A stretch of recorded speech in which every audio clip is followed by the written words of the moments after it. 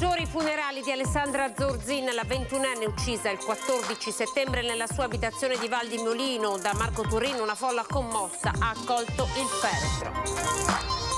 Dramma a Padova, una donna di 50 anni di Cadone che è stata trovata senza vita nei camerini del Decathlon. Al momento della chiusura a scoprire il corpo il personale del negozio. Titolo anticorpale per capire se sia necessario o meno il richiamo del vaccino con la terza dose. La proposta del governatore Zaia alle scuole sentinella solo a novembre. Sapremo se il monitoraggio funziona. Identificato e denunciato dalla Digos il tifoso della Juve che domenica ha rivolto insulti razzisti al portiere del Milan. È un operaio e sindacalista di Rovigo. Bande di ragazzi che si danno appuntamento in città per scontrarsi, identificati 3 dei giovanissimi della rissa di sabato scorso. I timori del sindaco si stanno riorganizzando per rifarlo. 20 giorni fa il monito del vescovo contro monoculture e pesticidi, ma anche la diocesi di Vittorio Veneto coltiva 80 ettari di vigneto. Monsignor Pizziolo chiarisce: rispettiamo l'ambiente. Inaugurato a Padova, città fresca di riconoscimento di patrimonio dell'umanità, il Salone Mondiale del Turismo dedicato ai siti patrimonio UNESCO. Buonasera, ben ritrovati in diretta con l'informazione del TG del Veneto in apertura. Allora subito a Montecchio Maggiore, dove oggi si sono svolti i funerali di Alessandra Zorzin, la 21enne uccisa mercoledì 15 settembre da Marco Turrin. Una folla commossa ha accolto l'arrivo del feretro. Vediamo.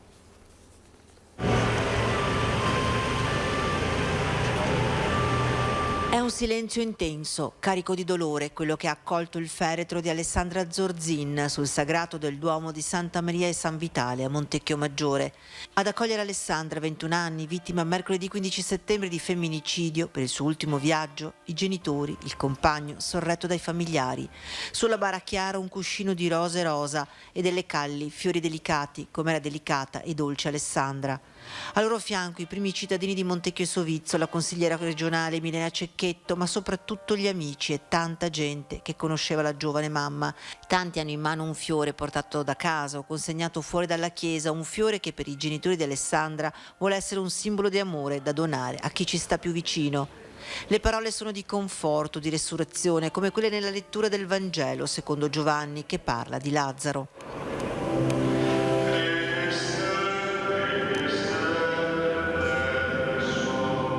Le parole di Don Paolo nell'omelia sono per i familiari, per chi conosceva Alessandra, oggi sconvolti dalla tragedia. Ciascuno di noi presenti vive un sentimento particolare.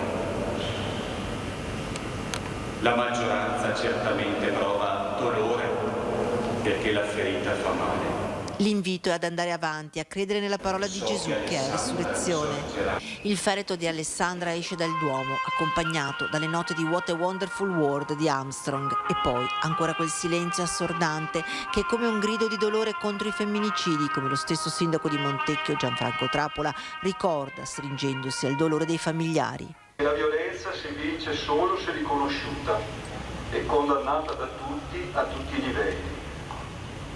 Per questo facciamo appello a tutte le istituzioni che si impegnino maggiormente in questa azione, perché il rispetto verso le donne divenga il principale valore della nostra società.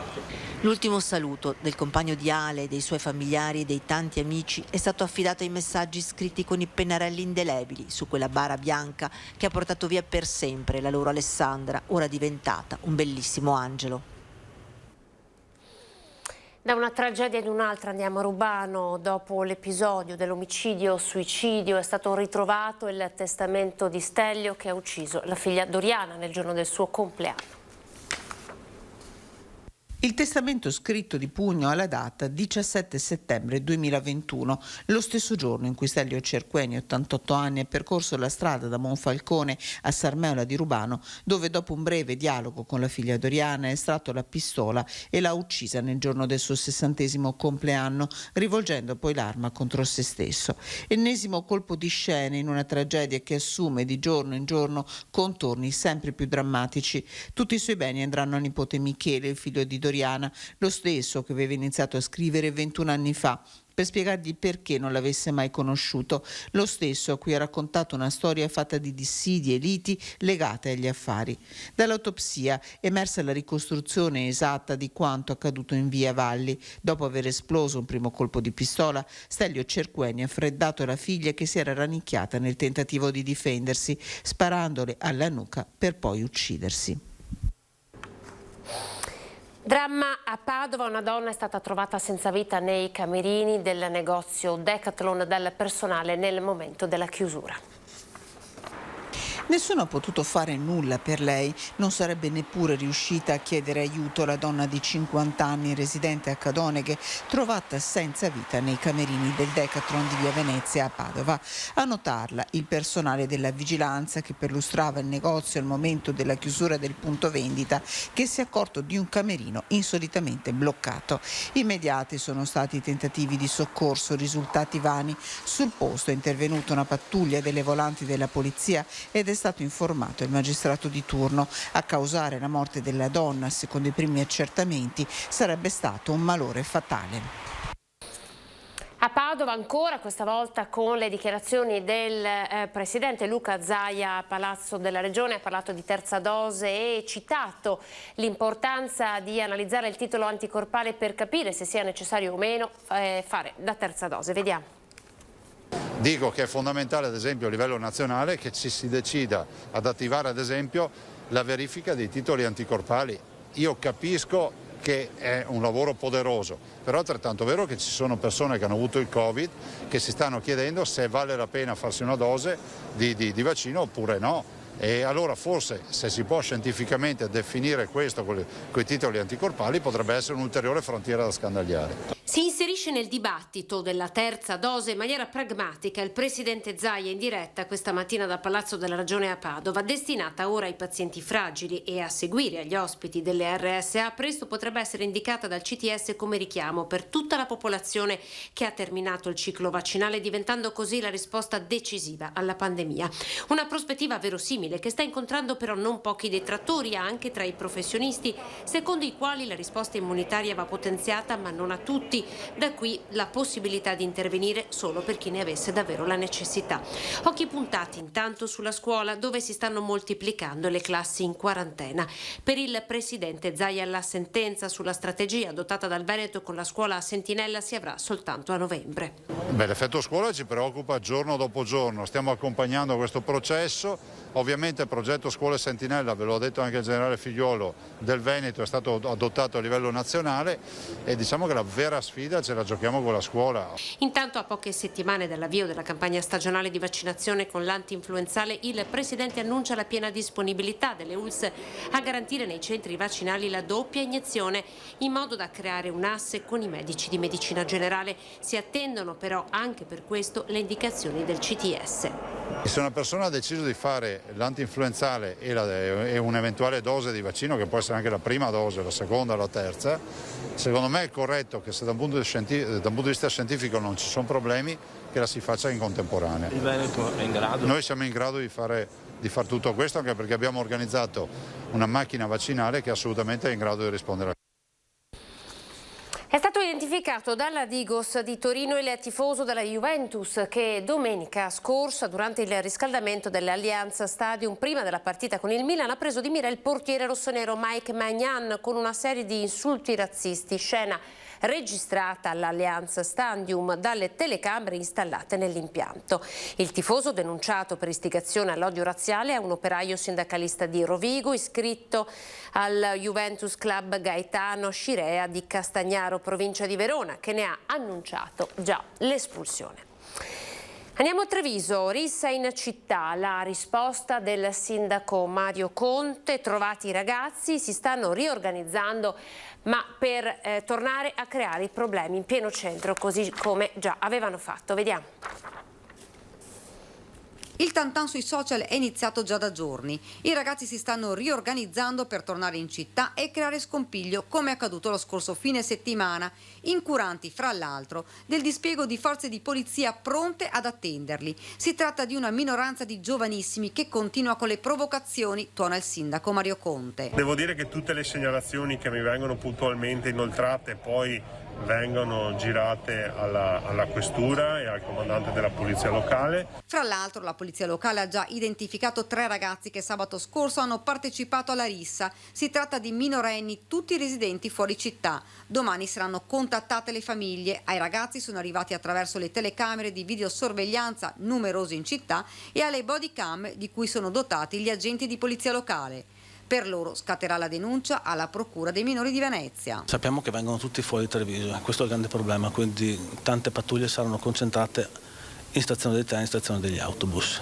Non solo, ma nei prossimi giorni, annuncia il sindaco Conti, ci sarà un vertice con i dirigenti scolastici e l'azienda sanitaria, perché questo è un problema che va affrontato per la città, ma non solo. Soprattutto per il bene di questi ragazzi che con dei gesti così fuori dalle regole, a volte anche molto pericolosi, possono in realtà vedere danneggiato il loro futuro. È importante che loro capiscano l'importanza dei gesti che stanno compiendo Termina e i danni che a volte i social network possono creare. Da Treviso a Vittorio Veneto con le dichiarazioni del vescovo Monsignor Pizziolo. 20 giorni fa il monito contro monocultura e i pesticidi e la notizia ovviamente già conosciuta di fatto che la stessa diocesi coltiva monoculture, almeno 80 ettari. Sentiamo che cosa ha detto il vescovo.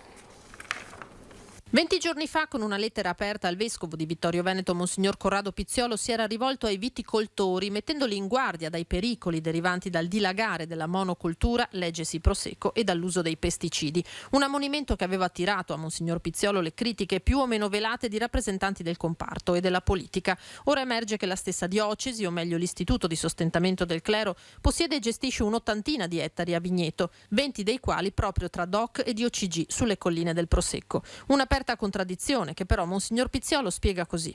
Non ho mai affermato che occorre rinunciare totalmente ai fitofarmaci o peggio ancora estirpare i vigneti, ci mancherebbe altro, no?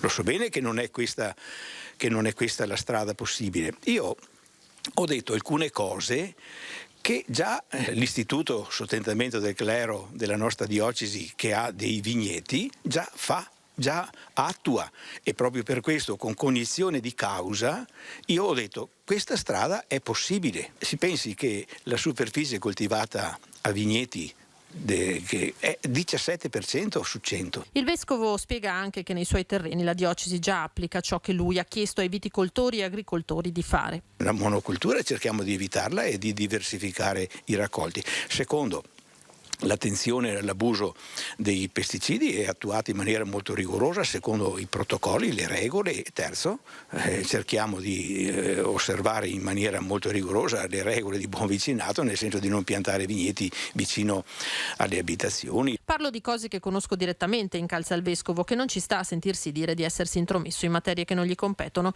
e si schiera anzi al fianco dei produttori nella difesa del Prosecco rispetto al Prosec croato. Mi pare che sia una scorrettezza, mi pare che sia giusto anche la pretesa che hanno i produttori di vedere difeso il nome del loro prodotto. Inaugurata a Padova, città fresca di riconoscimento di patrimonio dell'umanità, il Salone Mondiale del Turismo dedicato ai siti patrimonio dell'UNESCO. La cerimonia con il taglio del nastro questa mattina a Palazzo della Ragione. Noi ci candidiamo a ospitare una borsa internazionale, l'unica di questo genere, che verrebbe organizzata di tutti i siti UNESCO a livello internazionale, in modo tale che gli operatori, quindi buyers e sellers, riescano a incontrarsi in una borsa anche fisica, non solo virtuale, che potrebbe essere quella del Veneto. Il Veneto si candida ad ospitare la borsa internazionale dei siti UNESCO. Con i suoi 9 siti patrimonio dell'umanità distribuiti in tutta la regione ci sono buone possibilità per la candidatura. L'annuncio arriva durante l'edizione 2021 del World Tourism Event, il Salone Mondiale delle città e siti UNESCO, che sbarca per la 4ª volta a Padova, città fresca del riconoscimento di patrimonio dell'umanità, con il suo ciclo di affreschi del 300. A questo si affianca anche la recente nomina di riserva della biosfera MAB UNESCO del Monte Grappa e ad altre 2 candidature che il governatore Zaia vuole promuovere. Abbiamo dossier pronti e stiamo lavorando sul Valpolicella di sicuro, e io credo che la pesciera di Bolca, anche quella, possa avere grandi grandi vantaggi, grandi chance e comunque abbiamo un territorio che sa offrire moltissimo.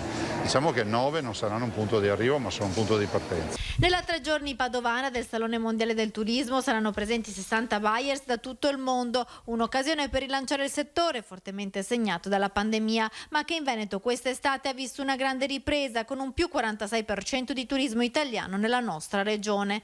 Sarà l'occasione per focalizzare sistemi di promozione del territorio cercando di intercettare una domanda sempre più focalizzata sui nuovi turismi in un'ottica post-Covid. Il Veneto si prepara anche con le infrastrutture, con novità in arrivo per il collegamento ferroviario con l'aeroporto di Tessera-Venezia. Si va avanti, il CIPE ha deliberato, il Consiglio dei Ministri è andato avanti, per cui come avevamo detto è fondamentale. Direi che alla burocrazia c'è stato una dose booster, per usare i termini vaccinali, che è stata rappresentata dall'effetto Olimpiadi. Anche lì le Olimpiadi hanno pesato, perché pensare di presentarsi alle Olimpiadi senza il collegamento ferroviario con l'aeroporto non sarebbe stata una bella figura. Torniamo a Treviso, dove il comune ha impiegato 9 persone che percepiscono il reddito di cittadinanza in lavori socialmente utili. Vediamo. 9 persone che beneficiano del reddito di cittadinanza lavoreranno per le 9 ore settimanali previste, supportando le attività di pulizia della città e di manutenzione del verde pubblico. L'ha deciso il Comune di Treviso nell'ambito del patto per il lavoro. Fino ad ora i beneficiari della misura di sostegno sono stati impiegati in attività promosse dai servizi sociali, come divulgazione di materiale informativo, accoglienza in occasione di eventi o manifestazioni. E abbiamo deciso di utilizzare queste 9 ore che le persone devono mettere a disposizione, prima con il sociale e poi con uno degli altri pilastri adesso, che è il verde pubblico, e quindi noi tramite Contarina metteremo a disposizione queste persone che si devono rendere disponibili per utilizzarli in quelli che sono servizi del verde, quindi le malerbe, le potature ordinarie. Per ora sono 9 le persone individuate, faranno un corso di formazione in Contarina Priula e poi saranno a disposizione per le loro 9 ore di cui la collettività deve usufruire. Le persone coinvolte nel progetto frequenteranno quindi un corso di formazione generale su sicurezza e prevenzione degli infortuni. E poi cominceranno da qui a novembre per questo tipo di attività, che avrà un compimento fino a che usufruiranno del reddito di cittadinanza. Quindi noi ci teniamo a questo, perché non è forse neanche corretto che la collettività paghi queste persone se non stanno facendo nulla. Andiamo in pubblicità, pochi secondi.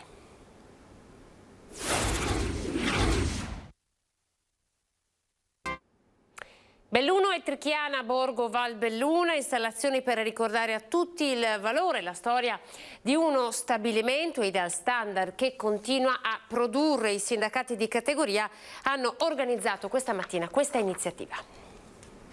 La nostra installazione racconta di una storia industriale importante, nata dopo il Vajont, che non può, come dicono le didascalie e soprattutto le foto, finire in un disastro. Dal portico di Palazzo dei Rettori, sede della prefettura di Belluno, alla piazza di Trichiana, Borgo Valbelluna, storico sito di Ideal Standard, ex ceramica Dolomite, oggi di proprietà del fondo australiano Anchorage, che con i suoi quasi 500 lavoratori sta vivendo una crisi sfiancante. I sindacati di categoria ai tavoli di crisi continuano, inascoltati, a chiedere il piano industriale che dia un segnale per il futuro. La scelta della protesta di questa mattina, silenziosa ma di grande impatto emotivo, è innanzitutto la risposta a un evento che la proprietà dello stabilimento ha organizzato per questi giorni a Londra e poi vuole essere un richiamo alle istituzioni che non possono sottrarsi dal salvataggio dello stabilimento di Trichiana. Alle 13 i sindacati hanno incontrato il prefetto Savastano. Noi abbiamo un incontro importante il 27 di ottobre che è stato indicato dal Ministero del Lavoro, dell'Industria, perché l'azienda ci deve venire a indicare definitivamente se ci sarà un piano industriale o non ci sarà un piano industriale. L'auspicio è che la vertenza si sblocchi al più presto. Come per la ACC, anche per Ideal Standard è stato avviato il comitato di sorveglianza interistituzionale per il monitoraggio della situazione, che al momento è in fase di stallo. L'iniziativa organizzata oggi proseguirà a Trichiana sino a domenica prossima. Successivamente, da martedì fino alla prossima settimana, tutta l'installazione, sia quella di Trichiana che di Belluno, sarà in piazza Amel.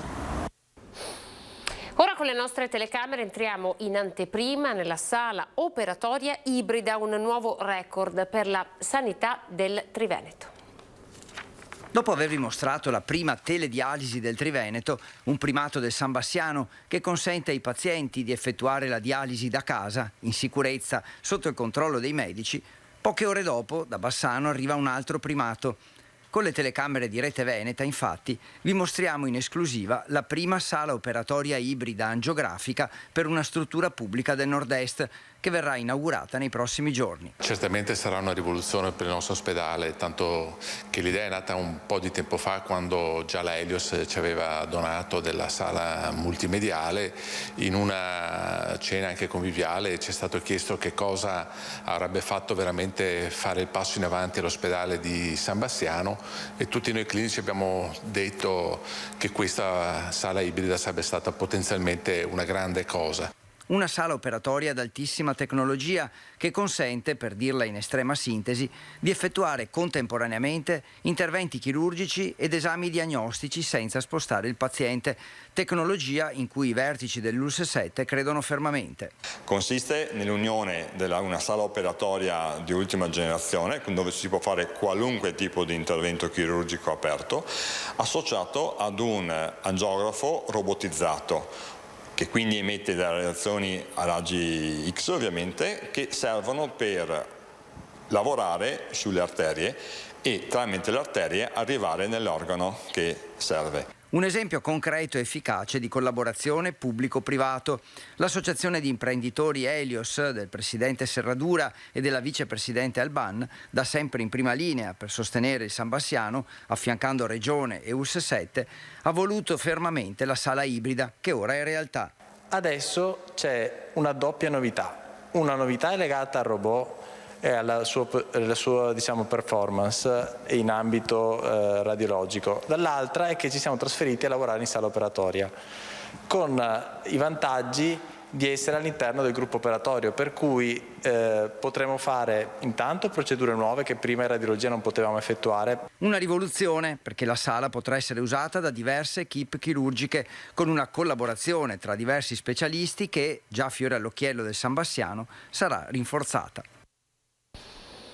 In piazza San Marco a Venezia iniziati i lavori per la posa delle barriere di vetro che difenderanno la basilica dall'acqua alta, tempo di durata dei lavori 3 mesi.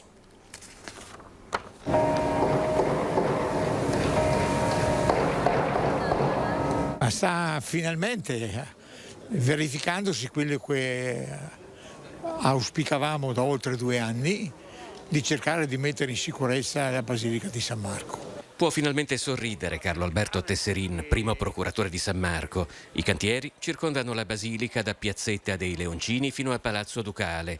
Quando, se tutto va bene, tra 3 mesi completeranno la propria opera, delle barriere di vetro saranno schierate a difendere con discrezione estetica la cattedrale da uno dei suoi nemici più pericolosi, l'acqua alta. È un'opera che teoricamente si potrebbe realizzare in 3 mesi. Abbiamo lanciato la sfida di dire vorremmo fare il concerto di Natale proprio avendo finito il lavoro. È un auspicio, sappiamo quanto sarà complicato e difficile, ma devo dire che abbiamo visto le imprese molto ben disposte e convinte come noi che sarebbe un segnale importantissimo per la collettività. In 1000 anni di storia, questa chiesa ha subito tanti interventi, ma mai come quello iniziato ora. D'altronde la zona più bassa di Venezia deve combattere da sola la guerra contro l'acqua alta. Gli innalzamenti del Mose avvengono con maree che per l'area marciana sono ancora troppo alte. Ad agosto, col resto della città asciutta, qui si è continuato ad andare sott'acqua, provocando, soprattutto per i disastri causati dalla salsedine, un danno intollerabile ad un patrimonio artistico unico al mondo. Auspichiamo quanto prima che inizino i lavori anche per la messa in sicurezza dell'isola, perché se l'isola rimane che l'acqua alta crea problemi a tutti a 88 centimetri e avremo l'acqua alta probabilmente ancora tutti i giorni. Un'ultima ora, sono molto gravi le condizioni di una escursionista di Cittadella, quindi del Padovano, di circa 60 anni, precipitata per 200 metri poco sotto Cimon da Piaio, Monte Antander, 2184 metri di quota. Sul posto si è portato subito l'elicottero di Pieve di Cadore dopo che una squadra del soccorso alpino dell'Alpago si preparava ad intervenire con il supporto alle operazioni. Individuata l'escursionista è stata recuperata con un verricello e portata d'urgenza in ospedale, ma le sue condizioni purtroppo sono gravi. Questa era la nostra ultima notizia, ci fermiamo, vi lasciamo ora le previsioni del tempo. Grazie per essere stati in nostra compagnia, arrivederci.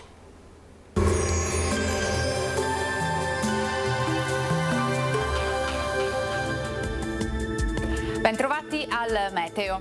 A poche ore dall'inizio ufficiale dell'autunno, anticiclone in rinforzo con tempo stabile e clima gradevole.